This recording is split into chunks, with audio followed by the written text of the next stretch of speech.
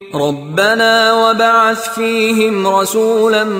منهم يتلو عليهم آياتك ويعلمهم الكتاب والحكمة ويزكيهم إنك أنت العزيز الحكيم۔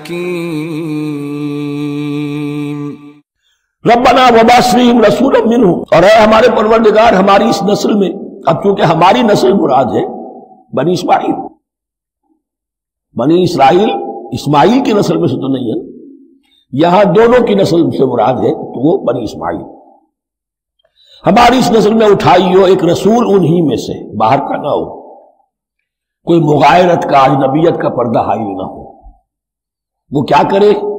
یتلو علیہم آیات کا، تیری آیات ان کو پڑھ کر سنائے، وَيُعَلِّمُهُمُ الْكِتَابَ وَالْحِكْمَةَ، اور صرف سنائے نہیں، تعلیم دے انہیں کتاب اور حکمت کی۔ صرف سنا دینا تو بہت آسان کام ہے، سکھانا، تعلیم دینا، دلوں میں بٹھانا، اور حکمت، وَيُزَكِّيهِمْ، اور ان کو پاک کرے، ان کا تزکیہ کرے،